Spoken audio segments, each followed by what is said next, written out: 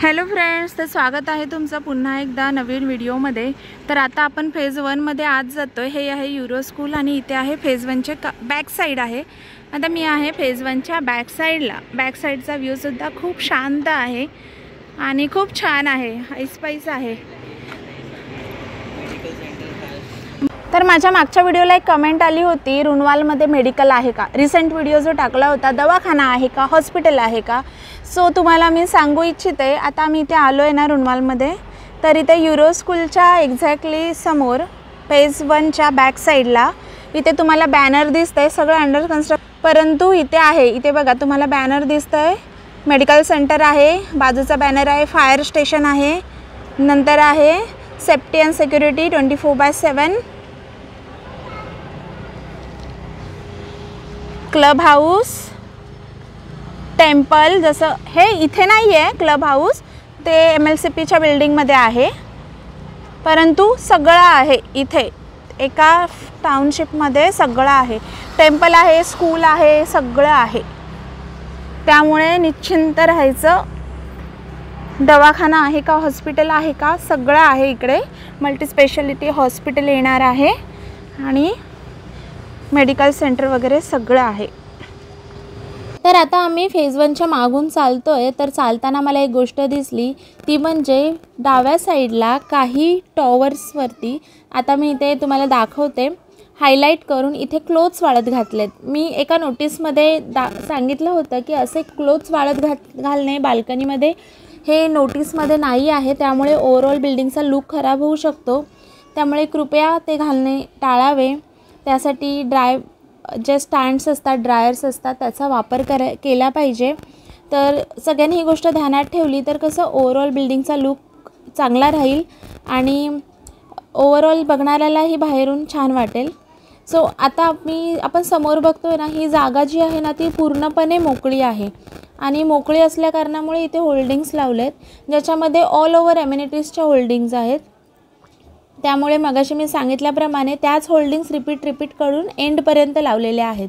तर ही जी जागा आहे ना, इथे बरेच जण मॉर्निंग वॉकला येतात, कारण की ही जी जागा आहे ह्याच्यामध्ये जास्त डिस्टर्बन्स नसतो, त्यामुळे मॉर्निंग वॉक असू दे किंवा सायकलिंग असू दे किंवा कोणाला स्कूटी जरी शिकायची असेल ना, तरी तो ह्या पार्टमध्ये ह्या रोडवरती आरामात शिकू शकतो, कारण की जास्त इकडे येणं जाणं जास्त वाहनांचं नाही आहे आणि ही जागा जास्त करून शांत आहे, त्यामुळे इथे बऱ्याच गोष्टी आपण करू शकतो। आता हे फेज 1 चे काही टॉवर आहेत, जसं की टॉवर 1, 2, 3, 4, 5, 6, 7, 8, 9 आणि 10 हे एवढ्या ह्याच्यामध्ये येतात। आता मी ह्या रोडवरून जसं पुढे जाते आहे ना, तसं मी तुम्हाला पुढे MLCPचं कसं काम आहे ना ते तुम्हाला दाखवते, कारण MLCPमधूनच आम्ही आतमध्ये गेलो आहे। छान वाटतं ना, बॅकग्राऊंड व्ह्यू खूप छान आहे।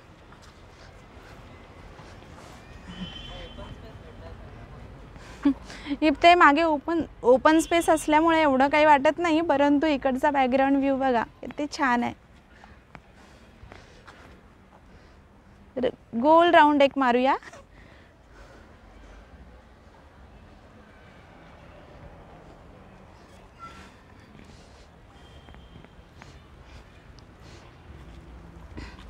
आता असंच चालता चालता, जसं की मी फेज 1 च्या बॅक साईडने चालते आहे ना, तर असंच चालता चालता आम्ही थोडं पुढे आलो आहे, जेथे फेज 2 चं अंडर कन्स्ट्रक्शन काम आहे ते मला दिसतंय, ते मी तुम्हाला आता इथे दाखवते। जर का तुम्ही नवीन असाल ना, तर तुम्हाला एक्झॅक्टली कळणारच नाही की हे कोणते टॉवर्स आहेत, कारण ते स्ट्रक्चर असं आयताकृती असल्यामुळे टॉवर नंबरचा अंदाज घेणं थोडं अवघड आहे। तरी मी इथे तुम्हाला सांगते, हे जे अंडर कन्स्ट्रक्शन जे काम चालू दिसतंय ना, ती आहे MLCPची बिल्डिंग, जी बॅक साईडने अशी दिसते आणि पुढे जाऊन तुम्हाला दिसेल की कशा प्रकारे त्याचा कुठवरती काम आलं आहे। आमचा जो टॉवर नंबरचा जो ग्रुप आहे, व्हॉट्सअप ग्रुप, त्याच्यामध्ये फक्त आमच्या टॉवर्सचेच जण ॲड आहेत, त्यांच्यामध्ये बरेच जण बोलत असतात की MLCP दाखवा, MLCP कोणी गेलं असेल तर प्लीज सांगा। सो हे आहे MLCP, ज्यांच्या कोणाची रिक्वायरमेंट आहे की आम्हाला MLCP पाहायचं आहे, तर MLCPचा फ्रंट लुक दिसतो, परंतु बॅक साईडने कशा प्रकारे झालं आहे, काम चालू आहे हे इथे दिसतं। आता इथे आल्यानंतर समजत नाही आहे की हे किती टॉवर्स आहेत. मी पण आधी कन्फ्यूज झाले होते. टॉवर नंबरचा अंदाज घेणं बिलकुल शक्य नव्हतं, कारण फ्रंट साईडने जर का बघायला गेलो तर टॉवर नंबर 1 2 3 4 असे लाईनीत आपल्याला ओळखता येतात. परंतु मागून हा कितवा टॉवर आहे हे आम्ही जेव्हा आत गेलो ना तेव्हा आम्हाला समजलं. तर MLCPची बिल्डिंग टॉवर नंबर 9 आणि 10, 11, 12च्या मध्ये येते, जिथे फेज 1 संपतं. आणि MLCP बिल्डिंगचा जो पुढचा भाग जो अंडर कन्स्ट्रक्शन आहे तिथे फेज 2चे टॉवर्स चालू होतात. बऱ्याच जणांचे विंडोज आहेत ते MLCPला फेस केलेले आहेत. बऱ्याच जणांना क्लस्टर गार्डनचा व्ह्यू मिळाला आहे. तर ज्यांचं MLCPचा जो फेस आहे तर त्यांना असा व्ह्यू मिळणार. आता हे आहे टॉवर नंबर 9 आणि टॉवर नंबर 10च्या खालून एक जो रोड जातो तो MLCPला जातो. म्हणजे आम्ही MLCPकडून टॉवर नंबर 10च्या खालून आलो. आता हा टॉवर दिसतोय ना, हा टॉवर आहे 10 आणि त्याच्याखाली हा जो रोड जातोय तो जातो MLCPला. तसंच टॉवर नंबर 13, 14च्या इथे सुद्धा असाच सेम असणार आहे जो MLCPला जाणार. असं करायचं. त्यांची बॉटल आहे बाळा, पाणी प्यायला आणलेली. ते तुला काय खेळायचं इकडे? खाऊन घेऊया का पहिल्यांदा? हां, खाऊन घेऊया का रे पहिल्यांदा? असू दे पण तिकडे चल. ते पप्पा गेले तिकडे. चल ना राजा. ॲक्च्युली आम्ही अवनीशला आमच्यासोबत आणणार नव्हतो, कारण पूर्ण दिवस जाणार तर तो थकून जाईल, झोपेल, परत त्याला कुठे उचलून घ्यायचं की कन्स्ट्रक्शनचे अपडेट घ्यायचे असं सगळा गोंधळ चालू होता. पण म्हटलं जाऊ दे की तो आता राहणार नाही, कारण तो आमचं बोलणं 2 दिवसापासून ऐकतोय रुणवालला जायचं आहे. तर तो आई पप्पांकडे राहणार नाही. आम्ही दोघं त्याला सोडून गेलो म्हटल्यावरती, म्हणून मग त्याला सोबत आणलं. आणि त्याला गेल्यावरती खेळायचं कुठे आणि भरवायचं कुठे हा मोठा प्रश्न आम्हाला तिथे आला. तर म्हटलं आपण आतमध्ये जाऊया, इथे छान गार्डन आहे, तिथे तो एन्जॉय पण करेल, कारण सेंट्रल पार्क आहे ना ते पब्लिकसाठी आहे. आणि आम्ही तिथे गेलो होतो ना तर तिकडे बाहेरची पब्लिकसुद्धा आली होती. परंतु क्लस्टर गार्डनमध्ये छान आहे, तिथलेच रहिवाशांची मुलं आहेत, त्यामुळे एवढं काही ऑड वाटलं नाही आम्हाला. कारण अवनीश गेल्या गेल्या तिथे खेळायला लागला आणि बाकीची मुलंसुद्धा खेळत होती. तर त्याला मी भरवत होते. तो एका जागी बसून कधीच जेवत नाही, असं मी त्याला रोज भरवत असते. त्यामुळे मला तिथे प्लेग्राऊंडच्या इथे जाऊनच मला तिथे भरवावं लागलं. आता मी इथे बघा काही लोक इथे क्लिनिंग करत आहेत. तर हे क्लिनिंग हे क्लस्टर गार्डनचं चालू आहे. आम्ही जेव्हा गेलो होतो तेव्हा ते गार्डनच्या आतमध्ये जसं की स्लायडिंग आहे, सीसो आहे, ते डायरेक्ट जमिनीमध्ये नाही आहे. बरेच ठिकाणी काय असतं की ते डायरेक्ट जमिनीमध्ये रोवलेलं असतं, परंतु इथे तसं नाही आहे. इथे प्रत्येकाच्या खाली कलरफुल असे कार्पेट आहेत आणि हे कार्पेट आहेत ते वॉशेबल आहेत. तर ते वॉशेबल कार्पेट धुत होते आम्ही जेव्हा तिथे गेलो होतो. आतासुद्धा ते धुत आहेत स्वच्छ पाणी टाकून. एकजण पाणी टाकतो आणि एकजण ते घासून असं धुत आहेत. आणि बाकीचे सुद्धा हळूहळू तिथे जे काही स्लायडिंग्स आहेत, सीसो आहेत, त्यावरसुद्धा त्यांनी पाणी मारून पाईपने स्वच्छ धुतलं. आणि मला असं वाटतं आहे की हे जे रुटीन आहे धुण्याचं ते महिन्यातून 2दा 3दा होत असावं. आता बाकीच्यांना माहिती नाही, आउटसाईड लोकांना, की हे किती वेळा धुणं होतं. तर तुम्ही जर का व्हिडिओ पाहत असाल आणि तिथे राहत असाल तर कमेंटमध्ये सांगा की हे वॉशिंगचं जे रुटीन आहे ते कसं आहे. तर आजचा व्हिडिओ मी तुम्हाला सांगते. आम्ही दुपारी आलो इकडे, तेव्हापासून आम्ही आर गॅलेरिया, त्यानंतर फेज 1च्या बॅक साईडने आम्ही आत आलो. आम्ही MLCPची बिल्डिंग बघितली. त्याच्यानंतर आता मी सेंट्रल पार्कमध्ये बसलेली आहे आणि अवनीशचे पप्पा गेले आहेत टॉवर 14कडे.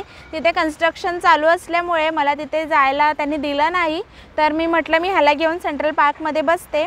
तर येणाऱ्या व्हिडिओमध्ये आजचा व्हिडिओ संपूर्ण अपडेटचाच आहे, त्यामुळे आजचा ब्लॉग म्हणा, इन्फॉर्मेटिव्ह व्हिडिओ म्हणा, काहीही म्हणा. आणि इथे आल्यापासून मला माझ्या चेहऱ्याकडे ना 2 ते 3 जण बघतच होते आणि त्यांपैकी दोघांनी मला ओळखलं. म्हणाले आम्ही तुमचे व्हिडिओ बघतो, तुम्ही त्याच आहेत का वगैरे वगैरे. आणि एक माणूस, मी ह्याला जेव्हा गार्डनमध्ये फेज 1च्या इथे खेळवत होते ना तेव्हा एक माणूस कंटिन्यू माझ्या चेहऱ्याकडे बघतोय आणि मी त्याच्याकडे बघते, तो माझ्याकडे बघतोय. काही कळतच नाही आहे की काय. मला इथे बरेच जण ओळखत आहेत मला, चांगली गोष्ट आहे. पण एक थोडं मनावर दडपण पण येतं ना, कारण एकतर आपण इथे राहायला आलेलो नाही आहे अजून, तर बरेच जण विचारत आहेत की आलायत का राहायला, तर नाही, आम्ही अजून आता राहायला नाही आलेलो. नेक्स्ट इयरमध्ये पोझिशन आहे तेव्हा आम्ही येऊ, तर त्याच्यासाठीच अपडेट घेण्यासाठी आम्ही इथे आलेलो आहोत. तर आमच्या अपडेटसोबत आम्ही ते घेणारच आहे आणि टॉवर 14चा एक स्पेशल व्हिडिओ मी टाकणार आहे, कारण आमच्याबरोबर आमच्या ग्रुपमधले जे काही आहेत त्यांना एक्झॅक्टली माहिती मिळेल त्यामधली. परंतु बाकीच्या टॉवरमध्ये मी आतमध्ये नाही जाऊ शकत आहे, कारण की तिथे खूप कन्स्ट्रक्शन वर्क चालू आहे. कन्स्ट्रक्शन वर्क चालू असताना आपल्याला आतमध्ये जायला परमिशन नाही आहे. तर मी सेंट्रल ऑफिस तुम्हाला दिसतंय, सेंट्रल ऑफिसच्या बाहेर बसलेली आहे. हे आहे क्रिकेट ग्राउंड, त्याच्यासमोर मी बसलेली आहे आणि अवनीशचे पप्पा गेले आहेत व्हिडिओ काढायला आणि आमचा अवनीश इथे खेळतोय. इथे आल्यापासून त्याचं असं झालं इकडे जाऊ का तिकडे जाऊ. तिथे आल्यानंतर ना सगळे सण सेलिब्रेट होतात. जसं की हे आहे वडाचं झाड, तर इथे वड पौर्णिमेला बऱ्याच बायकांनी 7 फेरे मारले आहेत. असं वडाचं झाड अजून एक पलीकडे आहे, तो ब्ल्यू शर्टवाला टी शर्टवाला माणूस बसतो त्याच्या पलीकडे वडाचं झाड आहे. तसंच वगैरे जे करवा चौथ वगैरे आहे ते सगळं सुद्धा इथेच या सेंट्रल पार्कमध्ये होतं आणि किती छान जागा आहे ना ही. सेंट्रल ऑफिसच्या बाजूला हे फेज नंबर 4 आहे, त्याच्यानंतर फेज नंबर 3 असं सगळं आहे. सगळ्यांचा अपडेट सगळं व्हिडिओमध्ये आहे. हा व्हिडिओ खूप लेंदी होईल म्हणून मी हा व्हिडिओ इथेच स्टॉप करते.